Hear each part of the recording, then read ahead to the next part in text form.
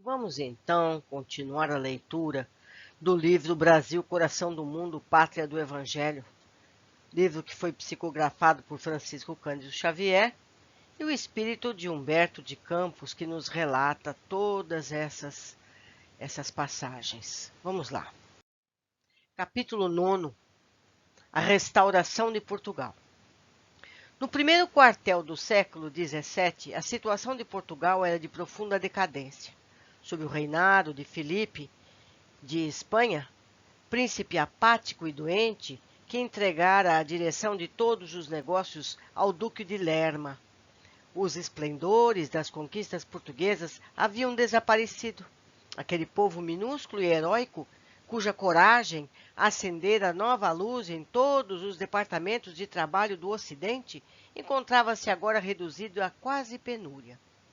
Foi por esse tempo que Henrique de Sagres, o antigo Elio, mensageiro de Jesus, que levantara as energias portuguesas com sua escola de navegação, procurou o Senhor, tocado de compaixão e de angústia, a implorar a bênção de sua misericórdia para a nação, de que se tornara o gênio renovador. Mestre, diz ele compungidamente, venho pedir o vosso auxílio paternal para a terra portuguesa, cujas experiências amargas tocam agora ao auge das penosas provações coletivas. Humilhada e vencida, ela implora a vossa divina providência, através de minhas palavras, no sentido de lhe ser possível aproveitar as forças derradeiras para uma reorganização política e econômica que se possa esquivar de tão angustiosa situação. Eliu, replicou Jesus, sabes que a minha piedade não se reveste de excessivas exigências. Enviei-te a Portugal com o fim de lhe reerguer as energias, compensando os seus grandes esforços de povo humilde e laborioso.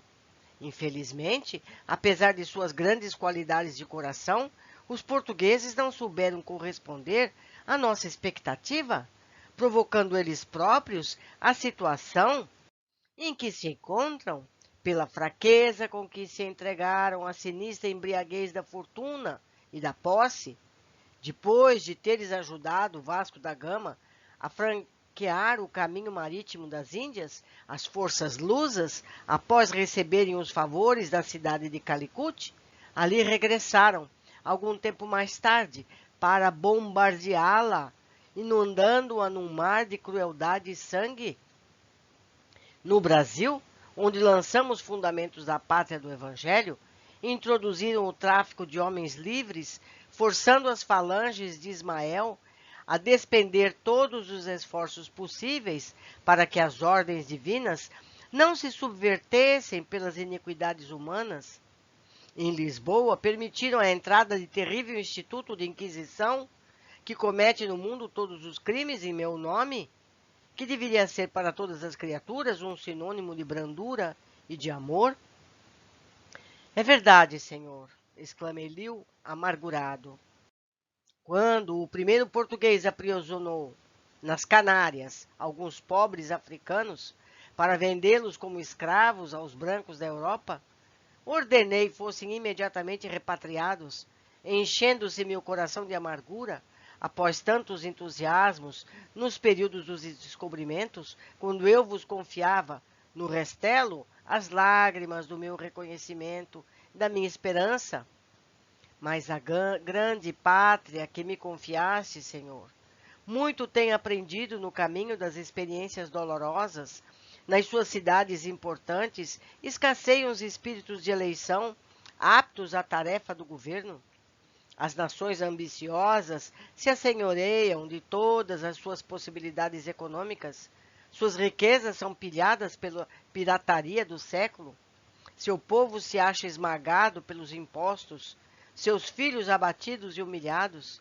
Apiedai-vos, meu Jesus, de tanta miséria que nos enche o coração de infinita amargura. Permiti possamos restaurar-lhe as forças políticas, a fim de que ela cumpra as vossas determinações sábias e justas na terra do Evangelho. Essas experiências dolorosas, explicou-lhe o divino mestre, dotarão Portugal de novos sentimentos, acrisolando nele as concepções de brandura e de fraternidade, a fim que possa corresponder ao nosso esforço na edificação da pátria dos meus ensinamentos. Quais os elementos encarnados que utilizarás nessa restauração? Senhor, com o vosso apoio e com o vosso amparo, esperamos realizar essa reorganização buscando para o trono os descendentes de D. Afonso, primeiro duque de Bragança, que atualmente detém a maior fortuna portuguesa e em cuja casa vivem mais de 80.000 vassalos. Quanto ao vosso plano, constará de uma larga ação dos agrupamentos espirituais sob a minha direção, combinados com as falanges de Ismael, no sentido de intensificarmos o pensamento cristão em Portugal, projetando as mais nobres realizações no Brasil, disseminando-lhes entre os colonizadores, a fim de que as concepções de fraternidade se intensifiquem, cimentando as bases da pátria das vossas lições divinas. Nossos apelos se estenderão aos companheiros reencarnados, que se encontram nas cortes espanholas e nas selvas americanas, para levantarmos a bandeira de Ismael sobre todas as frontes como sublime legado do vosso coração compassivo e misericordioso. Sim, Eliú, retrucou Jesus bondoso, teu plano se realizará com a minha bênção, efetuando-se essa ação espiritual conforme a idealizas. Temos, no entanto, de considerar que os elementos a serem utilizados são os mais representativos, porém, não constituem os mais necessários. Não acho que a Casa de Bragança esteja preparada, espiritualmente, para a sublime realização. Todavia, somos obrigados igualmente a reconhecer que pesadas trevas invadem atualmente todas as atividades políticas da terra, e tu te esforçarás por ampará-la nos grandes deveres que assumirá neste e nos próximos séculos. Terás o cuidado de inspirá-la no propósito de se organizarem as precisas combinações com as outras nacionalidades do mundo, para que a pátria do Evangelho não sofra novos choques de raças, além dos agora já sofridos.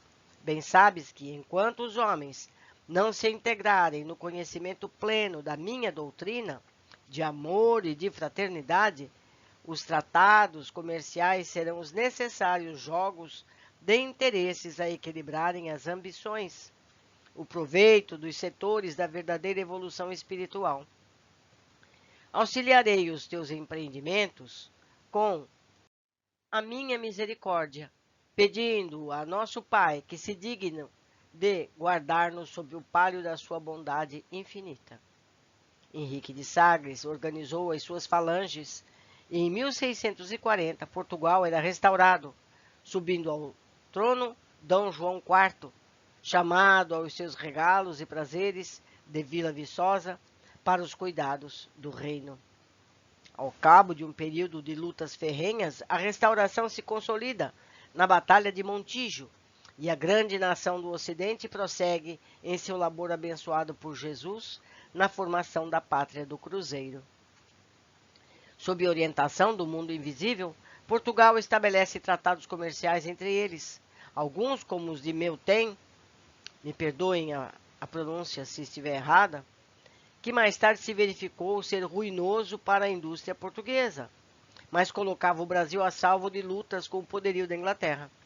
Toda uma nação espiritual se conjuga harmoniosamente nessa época, e as falanges de Ismael e de Eliú buscam no silêncio e na obscuridade o grande coração de Antônio Vieira, que se constitui poderoso organismo mediúnico para as revelações de suas verdades.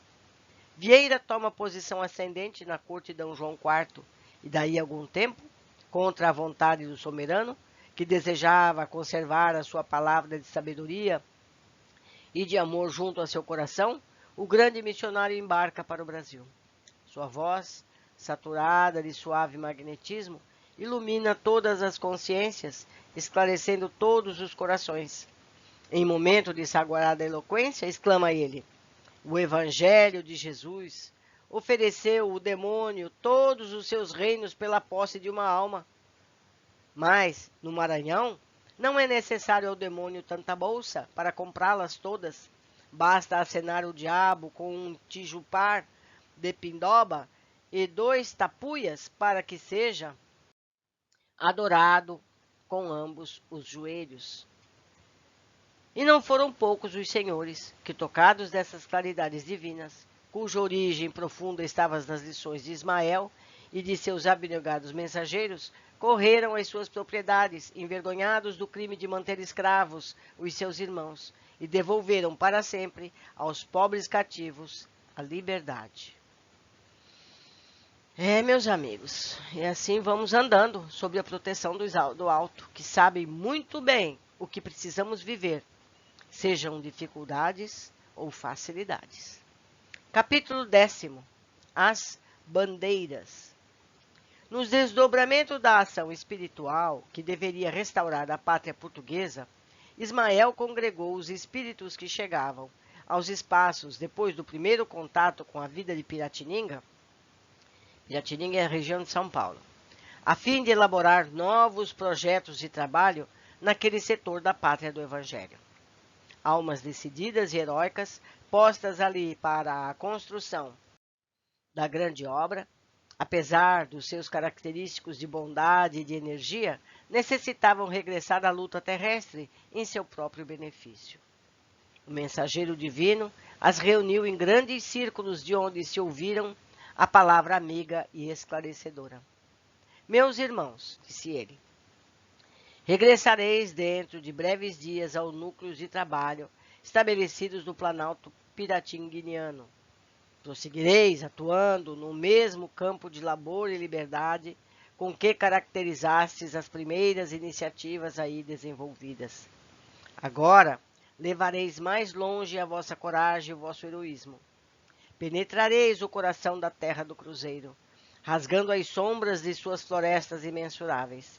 Com a vossa dedicação, novas atividades serão descobertas e novas possibilidades hão de felicitar a existência dos colonizadores do país, onde nos desvelaremos pela conservação da bandeira de Jesus, desfraldada, lá onde todas as frontes e sobre todos os corações.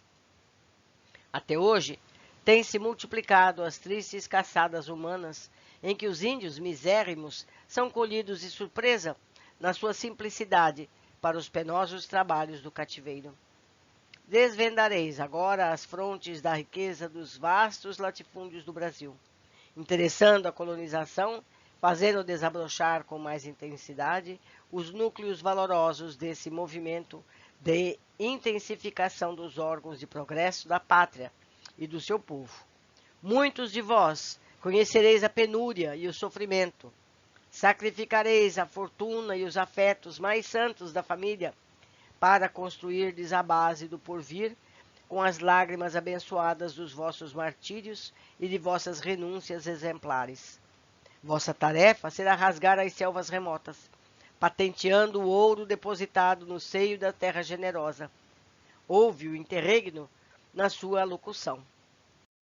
Ali se encontravam as entidades que seriam mais tarde, entre muitos outros, Antônio Rodrigues Arzão, Marcos de Azevedo, Bartolomeu Bueno, Fernão Dias Paz. Este último, quebrando o silêncio da grande assembleia, exclamou, provocando geral interesse: Anjo bom, que faremos com o ouro da terra, se no mundo ele é causa sinistra de todas as lutas e o demônio de todas as ambições?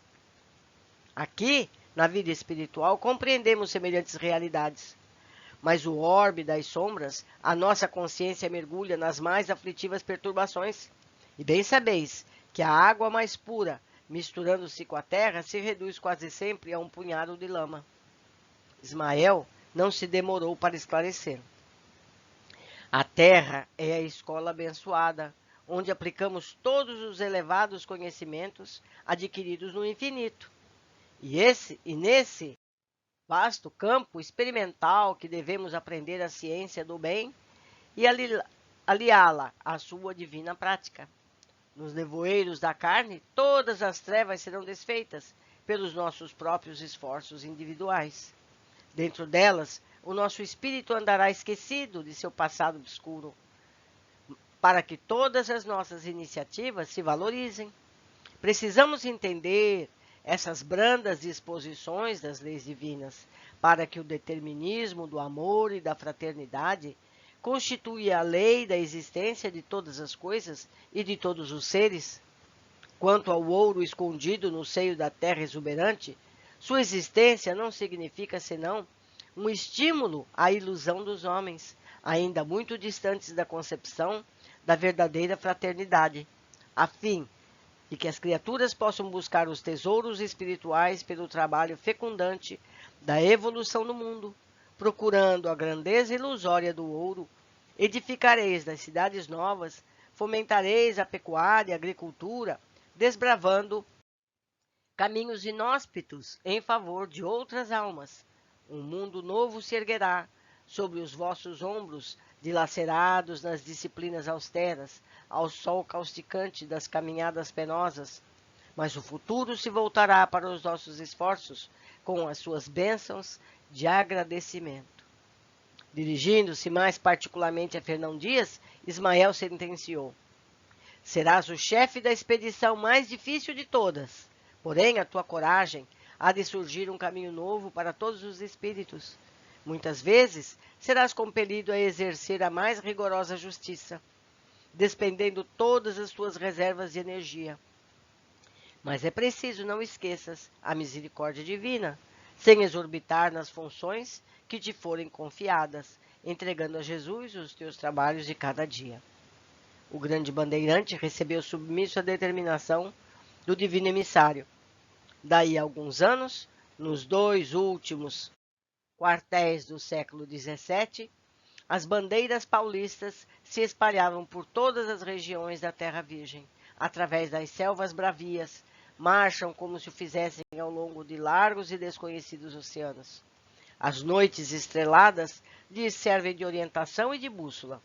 A cruz do Cristo vai como um símbolo à frente de todos os expedicionários das novas tentativas de conquistas. De Sorocaba, sobem por Goiás até o Amazonas longínquo, e de Taubaté demandam a Paraíba do Norte. Em 1672, Fernão Dias Pais organiza em todos os elementos de sua fortuna a mais célebre das expedições saídas de São Paulo. Caçando as esmeraldas, que constituíram objeto das lendas de muitos aventureiros, visita todas as regiões auríferas de Minas Gerais. Rebeliões e discórdias são dominadas pela sua energia constante e severa. Para fortalecer a disciplina, o bandeirante audacioso manda enforcar o seu próprio filho, que participara da rebeldia geral, como escarmento dos companheiros, próximo à povoação de Sumidouro. As joias da mulher e das filhas são empregadas no seu arrojado empreendimento, arruinando-se a família inteira.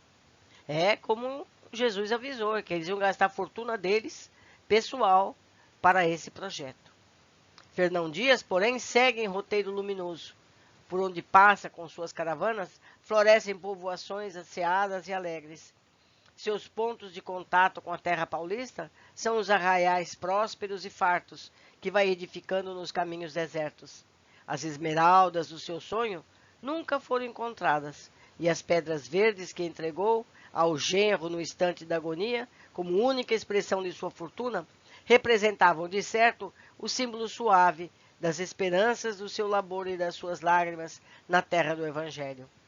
Próximo do local onde mandara enforcar o filho, nas margens do Rio das Velhas, o seu espírito de lutador se desprendeu igualmente do corpo exausto, e quando, no íntimo de seu coração, implorava a misericórdia do Altíssimo para o delito com que exorbitara as suas funções na terra, a voz de Ismael falou-lhe do infinito. Irmão, as quedas, como as suas experiências sombrias, constituirão os degraus do teu caminho para mais gloriosas ascensões espirituais. Atrás dos teus passos florescem cidades valorosas, no coração das matas virgens. E os que recebem os teus benefícios abençoam o teu esforço, a tua energia perseverante. A essas mesmas paragens, onde turvaste a consciência por um instante, levado pelos rigores da disciplina, voltarás com o teu filho, sob as asas cariciosas da fraternidade e do amor, a fim de reparardes o passado, cheio de tribulações e lutas incontáveis, porque no coração misericordioso de Deus repousam eternamente as luminosas esmeraldas da esperança e do amor que procuraste a vida inteira. Fernão Dias Paz abre os olhos materiais pela última vez. Uma lágrima pesada e branca lhe corre pelas faces emagrecidas, mas sobre o seu coração paira a benção caridosa da terra dourada das minas, e sentindo-se na posse das verdadeiras esmeraldas do seu grande sonho, o inclito batalhador regressa de novo à vida no infinito. Meus amigos, temos que viver essas dificuldades para aprendermos a sermos fraternos. Não é a culpa, não é a maceração que leva o homem à elevação. É o fato de reparar os erros do passado. É o que Fernão Dias terá a oportunidade em vidas futuras com relação ao seu filho. Terminamos mais um capítulo. Eu espero vocês em breve para continuarmos os nossos estudos. Abraços!